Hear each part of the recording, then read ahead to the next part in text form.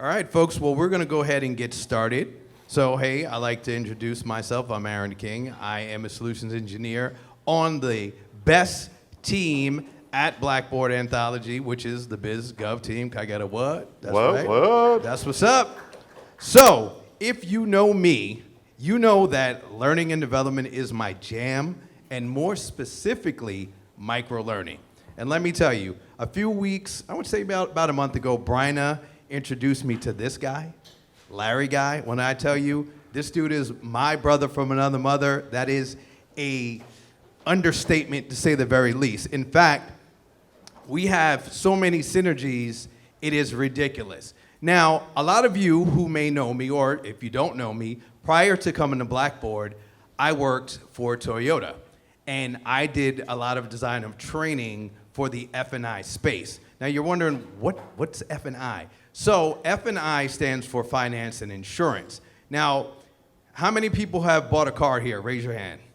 Okay, so when you go in, you buy your car, right? That takes about 5 minutes because you pick out the car, you know what you want. But the other process that takes you 3 to 4 hours, that's the F&I process.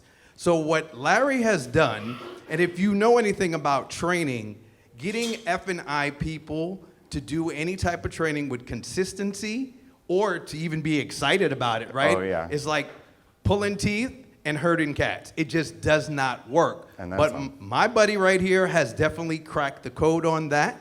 So, and I'm gonna tell you, he did it through a series of cool things for engagement and mostly disruptive innovation. Yeah. So, without further ado, the man, the myth, the legend, I give you Larry Guy. Thank you, Aaron. I appreciate it. Now, I have to start by saying, Brent, I'm sorry, I may have to steal him. After an introduction like that, I think he's got to travel with me everywhere I go. Everywhere I go, and every session I start, Aaron's going to be my new warm-up guy. Thank you very much. I appreciate it.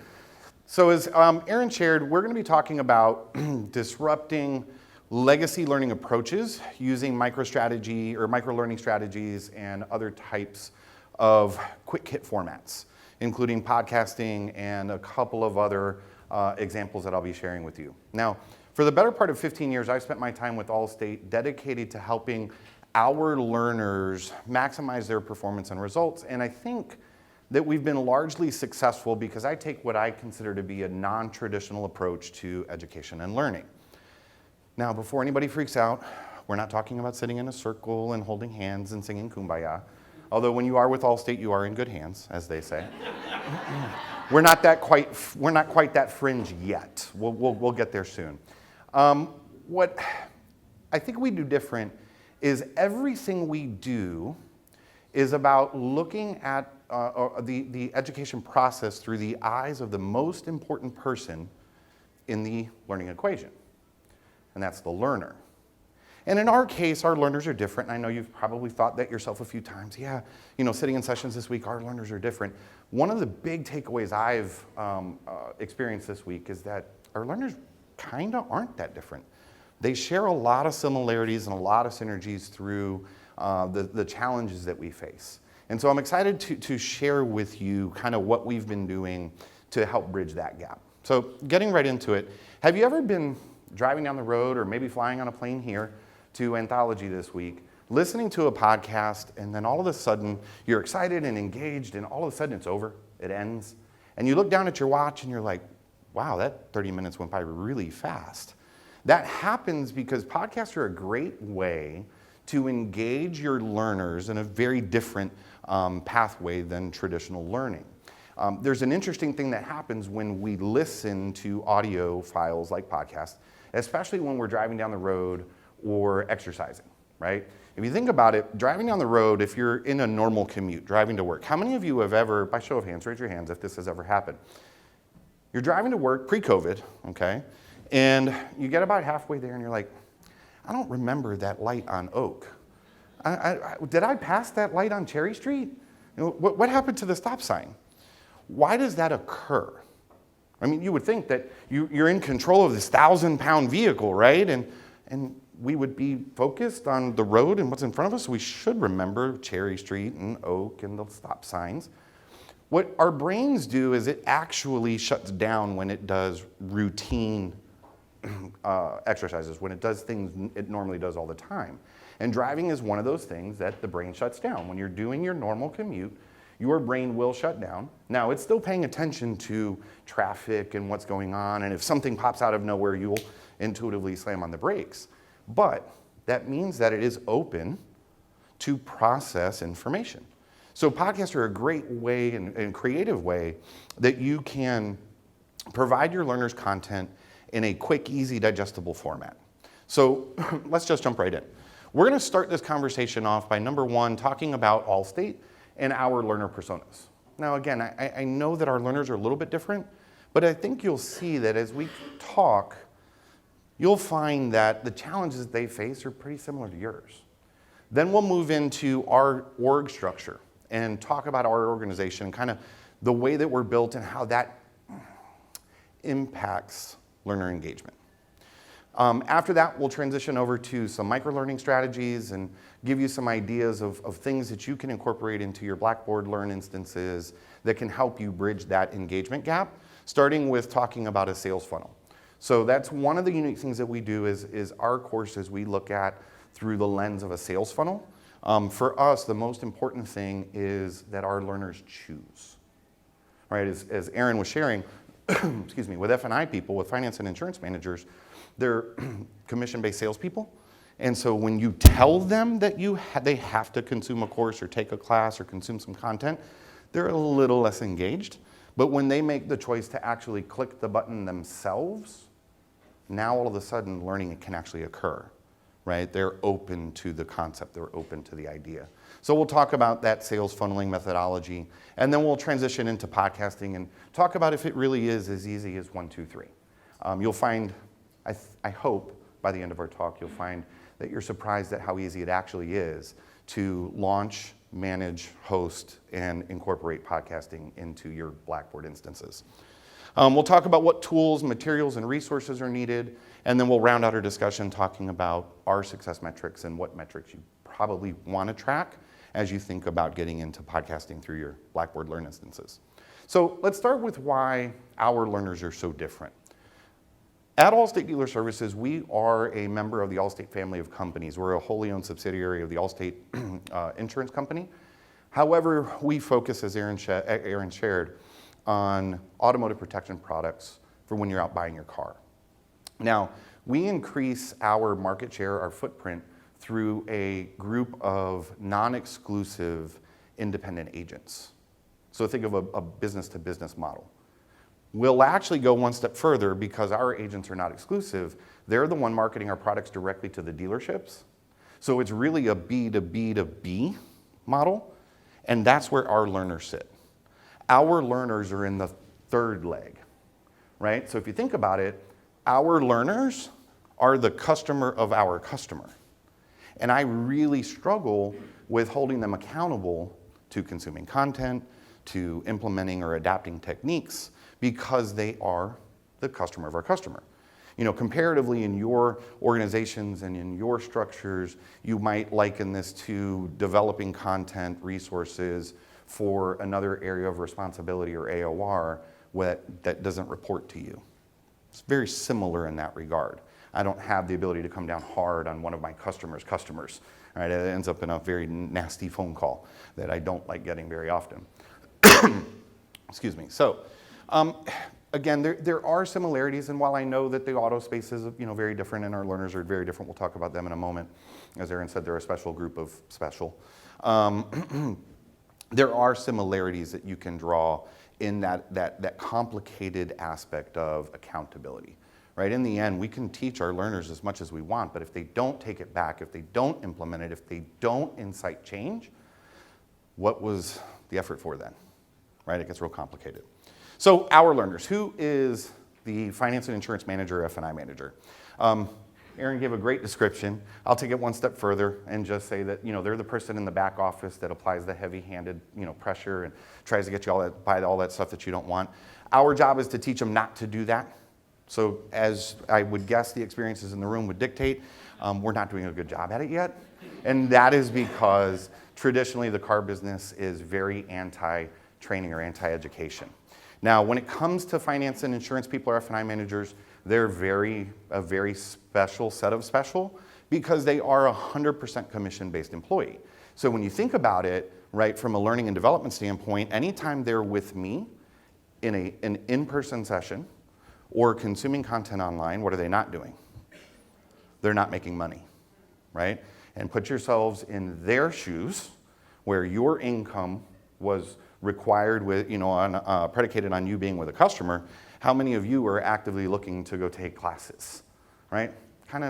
It's kind of hard. Now, when it comes to demographics, they roughly range between 35 and 45 years old, so we're on the younger end of the spectrum. And they're about 70% male, 30% female. That's just a makeup of the car business as itself. Some have higher education experience, but most don't. It is a position that you can get into, like myself. I started selling cars right out of high school, and within a year I was promoted into the finance and insurance space, and I spent 9 years in an automotive retail dealership working in that office every Saturday. And that's just kind of the process or the pathway to get into that environment. And they're all very, very, very tech savvy. Now, again, our learners are going to be a little bit different, but I'm sure you could start to see some similarities. You can start to make some connections to certain challenges that we experience as compared to your learners. Now, in terms of goals and aspirations, they want to increase their income annually. Yeah, well, who doesn't? Right? That's a pretty similar trait. Number 2, they want to be promoted within 5 years. Some want to have their own dealership. Some have that aspiration to move into owning their own automotive dealership across the country. Most of them, though, don't. They want to just be left alone in the office. They want to be left alone to earn their income, support their families, make their wage, and have a great time doing it. It's a very fun, fast-paced, high-energy environment. That was me. I didn't want to own my own dealership. I didn't need to have the glorification of my name on the side of a building after the word Chevy or Toyota or Ford. I simply wanted to be left alone in the F&I space, in the F&I office, and just earn my income. So I understand that mentality very, very well, and it actually leads us to our next topic, the psychographics. So what makes them unique? Number 1, they believe that training can really only be done, education and development can really only be done face-to-face.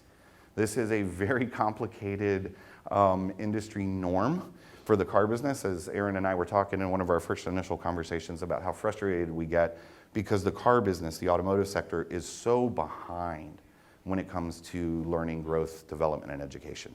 And it in part is due to that income issue, where when a salesman is not with a customer, they're not earning income. Therefore, it gets really complicated to build that engagement. The second thing that stands out to me is something that I've heard a lot over the sessions that I've attended this week. In the car business, we're committed to legacy approaches. We are committed to legacy processes. We're committed to legacy standards. We will die on the vine preaching that the best practice from 35 years ago is still the best practice today, and that's how cars should be sold, even when the customer is telling us the exact polar opposite. So as I shared, as I've heard through a few of the presentations that I've attended, that seems to be something that has come through as a pretty universal challenge. Now, their beliefs in learning, we have to be quick because they're losing income. So when it comes to developing education content, when it comes to developing courses, especially things like microlearning elements, we have to be quick. When they're not with a customer, they're losing income. So we've got to make sure that the things that we're developing are developed by car guys and gals. Aaron and I were talking about that just 10 minutes before the session started. They have this fundamental belief that, and I think it applies to all salespeople, if the material wasn't developed by a salesperson, then it might not be good. And that's just not true.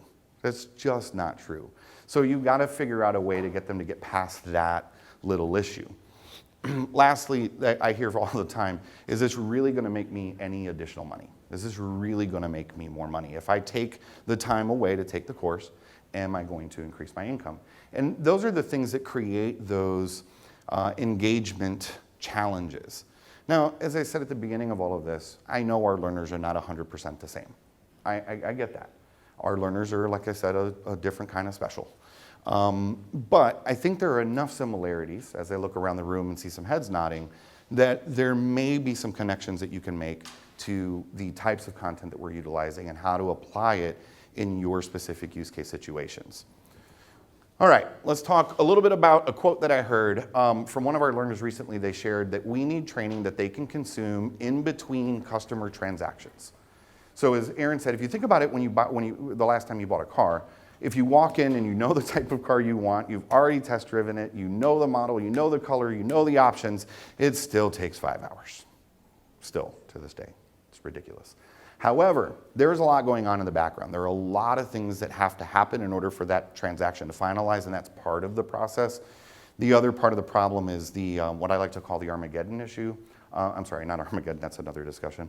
The Apollo 13 issue. Any movie buffs in the room? You guys, anybody love movies? So Apollo 13 is one of my favorite movies. It's one of I think Tom Hanks' best movies.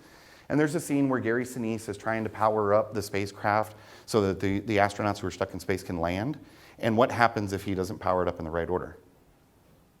It fails, and you got to start the process over again. That's what happens in today's dealerships. If they don't work the processes in the right order, then the time gets exacerbated. So they tell us all the time, we need content that we can consume in between customer transactions. That's where microlearning strategies for us has really started to make a difference, because we can give them components and learning elements that they can consume very rapidly. We'll talk about this a little bit more, but our average podcast is about 11 minutes, just short of 11 minutes. They can consume that in between transactions, right? And back to that routine, normal thing, what happens with the brain when they're doing something routine, they can do something else and listen and consume that content. So, what are microlearning strategies? Most importantly, I want to start talking about legacy approaches. So we talked about our learner persona and how they're committed to the last drop towards legacy approaches. Well, we took a step back and looked at learning and development and started asking ourselves, what are the legacy approaches in learning and development? What are those legacy approaches, and are we willing to die on the vine for those standard processes, or are we willing to look at evaluating alternate opportunities? So the legacy approach, if you look at learner engagement, it's pretty linear. It follows a pretty linear path, right? Course enrollment, consume the content, complete the assessment, enroll in the next course. And it's a pretty linear straight line. At Allstate, what we do is we take a sales funnel approach. And we use microlearning elements to drive our learners to want to know more, to want to consume more information. So our podcast sits actually up above course enrollment, right, as a feeder channel, a feeder system. And we use our podcast episodes as one way to feed learners into a course. We also use an element like white papers as another example, another way to feed our learners into the course. Again, it doesn't matter your organization, your business. If you can get your learner to self-click, to make the decision themselves that they want to consume the content, your likelihood of adoption, implementation, and use skyrockets, right? So we take this sales funnel approach. We sell them on the why, right? Why do I want to know more? Why do I want to consume this information? And the second that we can successfully accomplish that, there goes the income issue. Well, I'm going to lose a deal. I might lose some money. I might not get that next customer. That goes away because they've committed to consuming the content. That makes sense to everybody? I see a lot of people shaking their heads. Good. So what are some other types of microlearning content strategies that you can use? The first that I wanted to call out was virtual reality and augmented reality. There was a presentation at BB World last year I was so thankful I got to listen to. It has kind of changed my world in terms of technology and how to incorporate it. That was all about how to incorporate augmented reality into your Learn instances. It was a great presentation, and that's kind of the new frontier for us. We're still learning how to incorporate that, but that's one of those elements that we're going to be moving into. Next are white papers. White papers have been around forever. That's nothing new. The thing that we do differently with our white papers is, again, we use them as that feeder system, as that opportunity to feed our learner to end with, hey, want to know more? Take this class, take this course, listen to this podcast. And all of a sudden, you'll start to see that will drive momentum and them wanting to self-enroll and consume more content. Next, surveys and quizzes. Now, I might be showing my age a little bit here, but I am the oldest of 6, and my younger sisters used to love, and if I'm being honest, I used to enjoy them too, taking the surveys in Cosmo and 17 magazine, for example. Anytime that you can put a survey or a quiz in front of someone that they have to score themselves, and they're at their kitchen table with their bestie maybe, and it says, hey, you're subpar in this area. Well, as humans, what does that make us want to do? Learn more, solve the problem, fill the gap, right? I wanted to learn how to be a better boyfriend. So those types of surveys and quizzes, I'm not talking about assessments that we use to determine progression through a course, but those types of surveys and quizzes that can highlight for your learners that there is a blind spot in their knowledge. There's a gap that they can fill, and if they're doing that on their own, well, guess what happens? Human nature takes over and they want to fill that gap. So that's another example of a micro-learning concept that you can implement. Next, vlogs. Again, vlogs have been around forever. Video series, you want to keep them short. Some of my real big, the ones that I listen to and watch all the time include Minute with Maxwell. So that's a video series that's put out by John Maxwell, if anybody has read any of his books. It's a great video series. And then another one called Darren Daily, which is by Darren Hardy. There's another one of my mentors that I listen to all the time. I mean, think about it. They're easily implementable into your Blackboard Learn environments. Short video segments. You can do a Pro Tip Tuesday or a Coach's Corner, and they're another example of ways that you can highlight areas of vulnerability or knowledge gaps for your learners. And you always end them with, if you want to know more, consume this course, take this content, or listen to this podcast, take this quiz.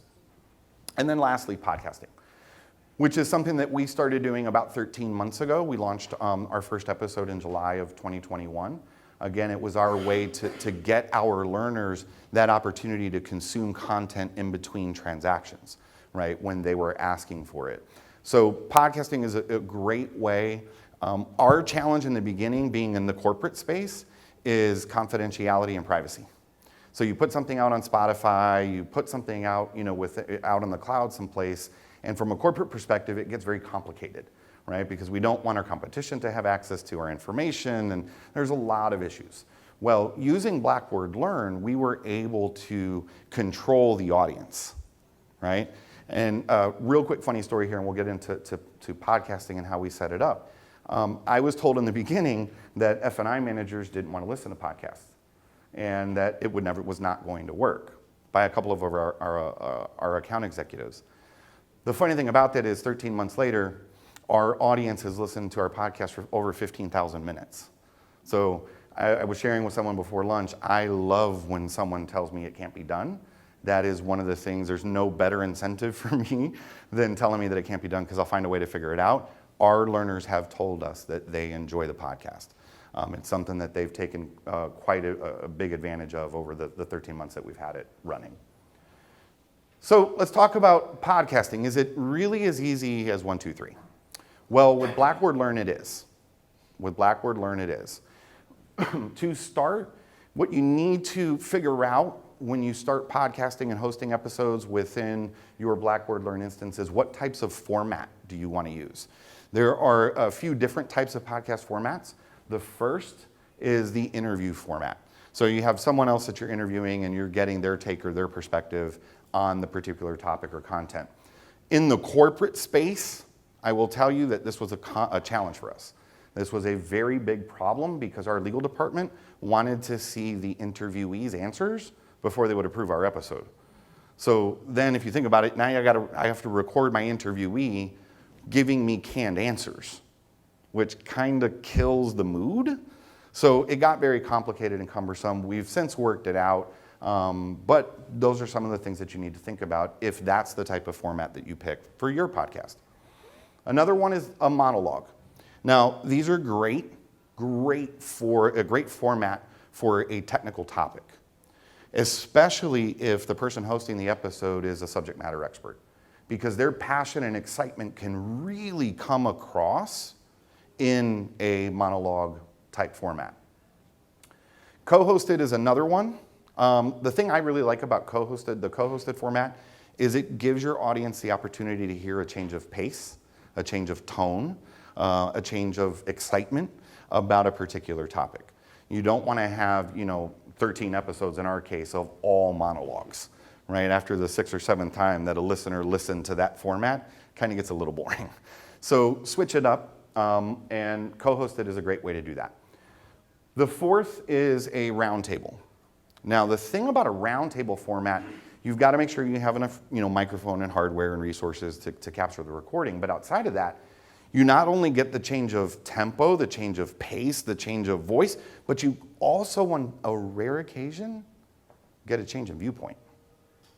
And your audience may appreciate that change in viewpoint even more. So roundtables are a great way to go. Now, throughout the rest of our presentation, you're going to see these little blue boxes pop up that say pro tips. After 13 episodes, in no way am I saying that the Good Hands people are pros. We're not. We still have and experience a lot of mayhem with each episode that we release. But I wanted to share with you the places where we've hit our heads, the elements and areas where we've learned throughout the process. So you'll see these little blue boxes pop up when we wanted to provide those. So the first pro tip I'll give you is mix up the format per episode or group of episodes. You don't necessarily have to change the format every episode. Maybe do 3 or 4 of one kind and then shift it up and give your audience something a little bit different. Number 2, use a standard intro and exit and record that separate from your episode. Now, what I mean by that, for those of you who have listened to podcasts before, they all start the same way and they all end the same way, right? So there's no sense, if you're going to be recording a monthly series, of doing that intro and exit every time, right? Record it separate. And then in the production and editing process, you can connect your intro and exit to your actual content, to the meat of your episode in the production process. Number 3, record in sections and use editing software to combine the pieces together. This was something that was really big for us. As I said, our average episode is right around 10, 11 minutes. So if you think about getting an instructor, a trainer, a facilitator to talk for 11 minutes straight without making a mistake, that's really hard. We did it about twice before we figured out, yeah, we don't want to do that anymore. So we started recording in sections. Record in 30 to 45, maybe a minute is about the longest that I would go. And then in the production and editing process, you can combine all those individual segments into your episode and make it one fluid episode, okay? All right, so a question I get asked almost all the time is, do we need really expensive equipment? And the answer is simple, no. All you need is a USB microphone. It is really that easy. So on the screen are some of the beginner microphones for beginning podcasters and beginning producers. The one that I started out with was the Blue Yeti. It was in that $100 to $200 range. Allstate loved me because I went out and did it on my own. Again, that's one of the things when somebody tells me it can't be done or it won't work, I won't ask for permission, I ask for forgiveness. And so I expensed it afterwards. But the one thing that I will say about microphones, you need to think forward a little bit here. Because if you're going to be doing an interview or a co-hosted format, the microphone that you pick is going to be really important that it can record on both sides of the microphone. Most microphones on the market only record on the front side. They don't record on the back side. So what happens is if Aaron and I are doing an interview, it won't pick him up, right? It's called a mono channel. So you want to make sure that if you're going to be doing a roundtable co-hosted or interview type of format, that you get a microphone that has recording on both sides or omni-channel, okay? Now, what are the best methods for editing and production? This was actually the thing I was the most excited about because I like playing with new software, I like technology, I enjoy learning those kinds of things. So when it comes to editing tools, there's a lot of tools on the market. Most of them are free. There's millions and millions and millions of pieces of software you can use to edit audio files. The one I started with was called Shotcut. You want to make sure the important thing is that you pick a software that is on the operating system that you're accustomed to. So if you're a Mac user or an Apple user, pick something that is specific for Mac or Apple. Pick something iOS specific. If you're a Microsoft user, pick something that's PC specific. So the Shotcut is a Microsoft-based product. It's a PC-based program or software. The first couple of times I used it, I bumped my head a little bit. I had to watch a few YouTube videos. But once you watch the first couple, it's real easy to get into a routine and work through. The second is GarageBand. GarageBand. I just transitioned over to this earlier this summer, and it has become my favorite. GarageBand is so user-friendly. To edit audio files, to clip things, to cut things out. You know, sometimes your facilitators, your speakers, the person hosting your podcast is gonna make a mistake. And when they do, just have them pause. And in the editing process, you can cut that mistake out. It's really easy. GarageBand really allowed us to edit so much quicker. It cut my editing time down per episode in about half.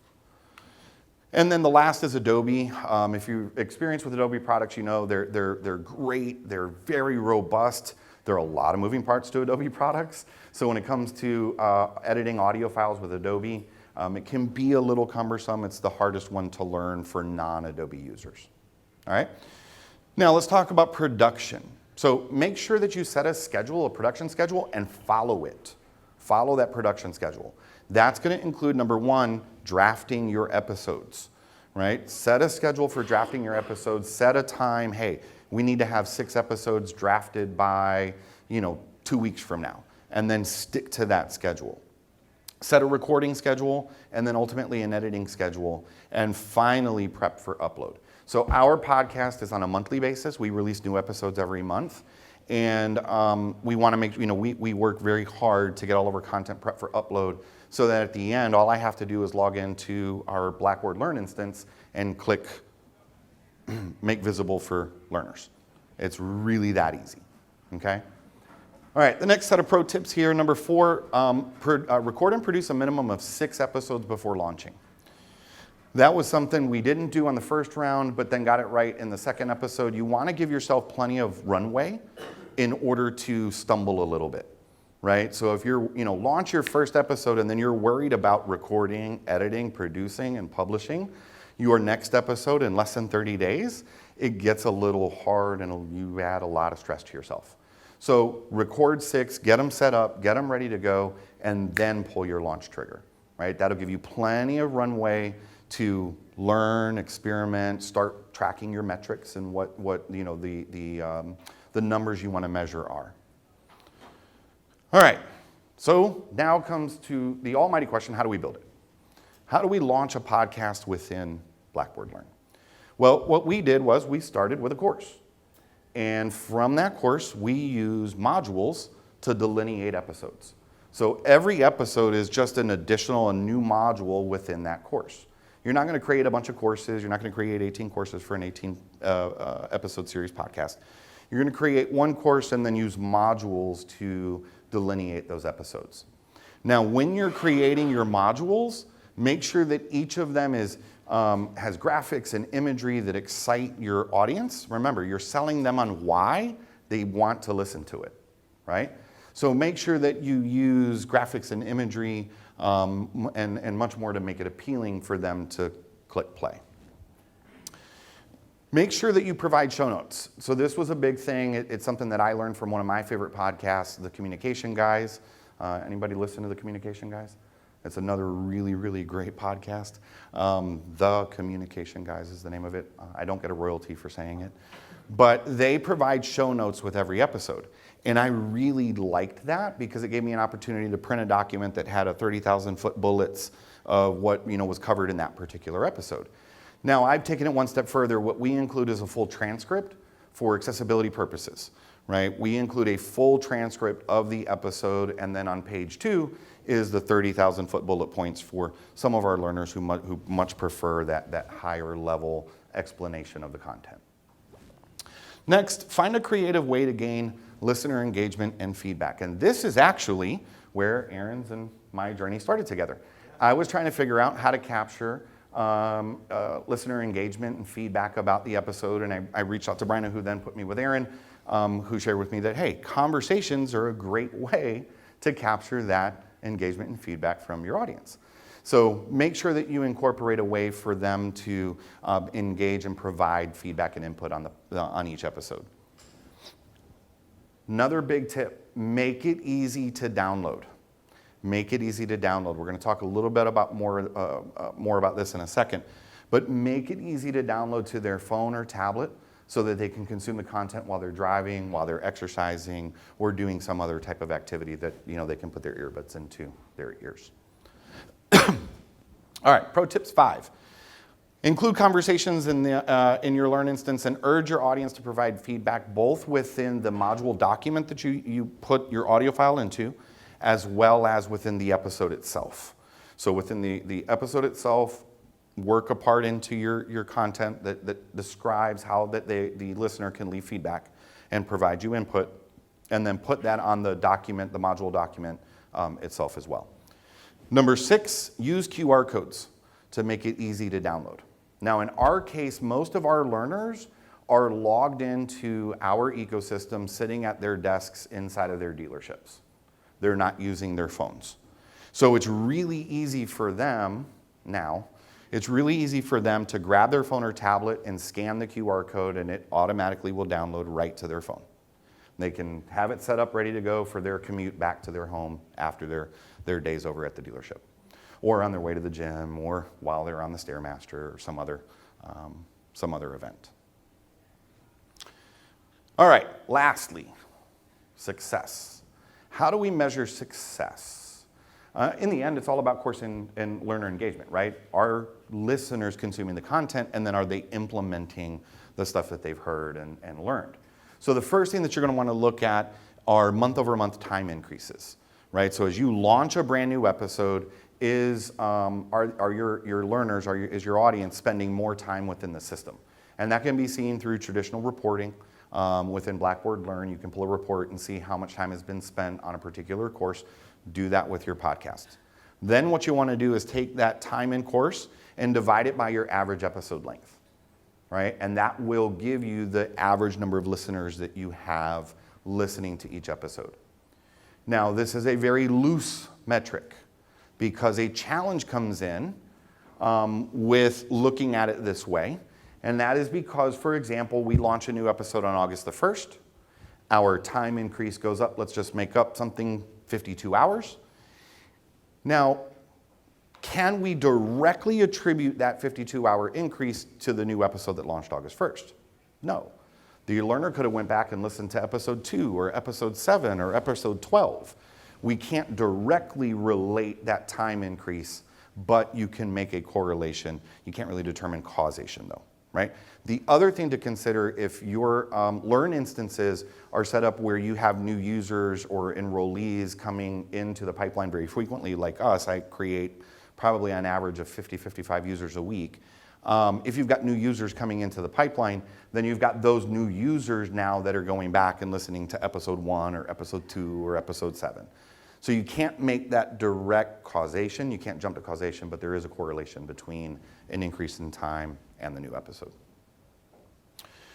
All right, make sure you measure the number of users with course activity. So this is another thing I do. I pull a course activity report and I look at the users, and then I compare month-over-month statistics and see at the user level who is consuming more episodes as we release content.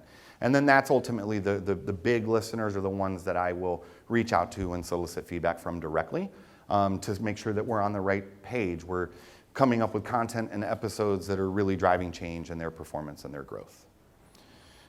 Now, you want to make sure that you find a way to gamify that with badges. This is something that we've just started doing this year, and it's had a tremendous impact on engagement by gamifying with badges. You'll notice the graph on the right is our actual month-over-month increases in time. And what you'll see is there's a very big increase in December, from December to January. I will tell you what happened. We launched QR codes.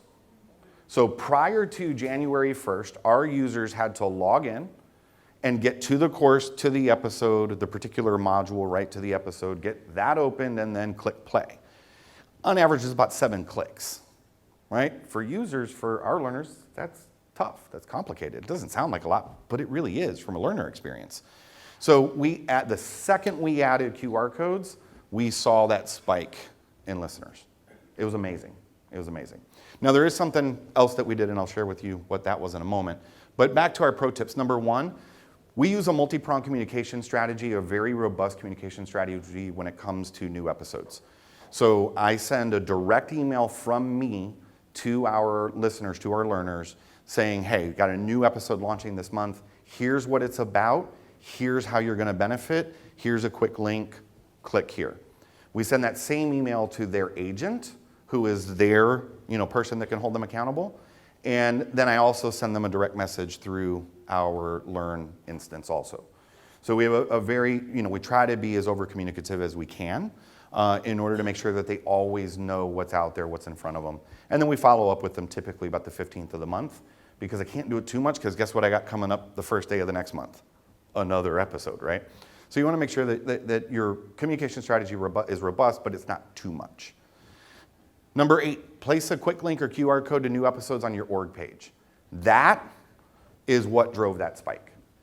Not just the QR code within the module, but placing a section on our organization page called New Content.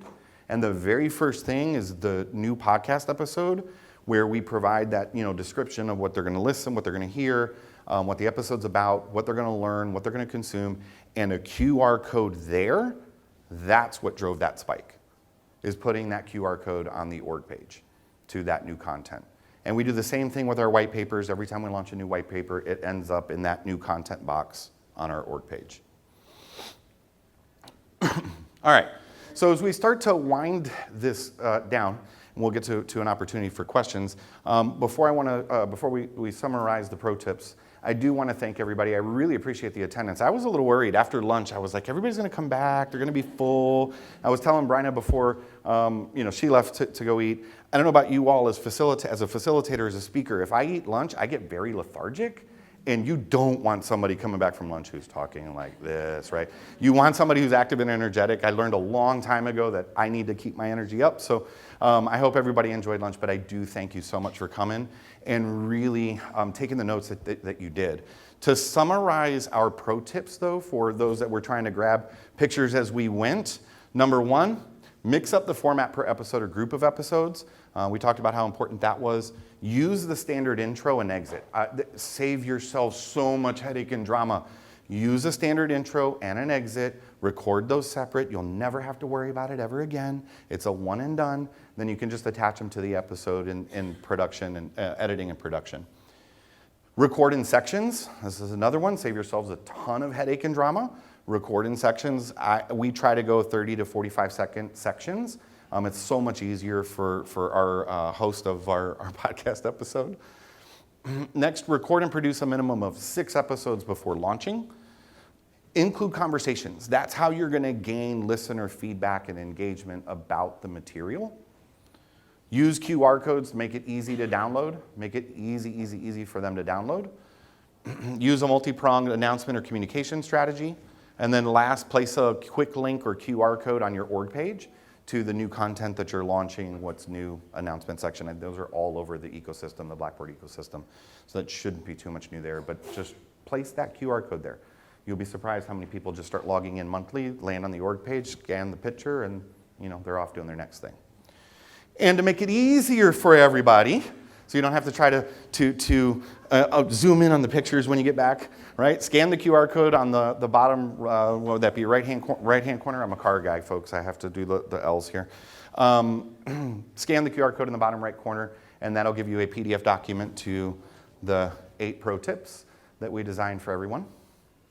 Now, I do have a question slide, but I'm going to let everybody keep taking pictures of the QR code, so I won't click the button to the question slide. Any questions? Go ahead. What was your biggest screw up and what did you do? Biggest screw up was trying to record the episode all at one time. That killed, it was myself and our host. From a corporate standpoint, everything is about, bottom line expenses, time. That was just a total time killer. And the fact that we tried to do it twice was ridiculous because we didn't learn the first time. So then learning to break it up, that was our biggest win so far. The QR codes, though, is a close second. A very, very close second. Great question. Next. Yes. the course had allowed us to track all of the movement and see within episodes, because we were building them out as modules, what people were consuming and what they weren't. Whenever they go to the QR code, is it then enrolling them? No, the QR code, so all of our learners, that's a great question. The question was if they scan the QR code, does it enroll them in the course? Our learners come into the system with the entire course catalog, enrolled in the entire course catalog. So then it's automatic, they're already enrolled in the course, it's already open and available to them. So when they scan the QR code, it's just pulling up and downloading that particular episode. All right, I think we're at time. Last thing I'm gonna put up, or as you're leaving, there was the question slide, I told you it was there. Frequently asked questions document on the right, feel free to scan that, and then my V card is on the left. So, I'm sorry, other way around. FAQ on the left, my V card on the right. Told you I needed the L's. So scan the contact info as you leave and as you're working through the process. If you hit your head, if you experience some speed bumps, reach out. Reach out, send me an email, send me a text message, give me a call. I'm here to help in any way I can. As I said, when you're with Allstate, you are in good hands, and that extends way beyond today. All right? Thank you, everybody. And like I said, he is one hell of a guy, right?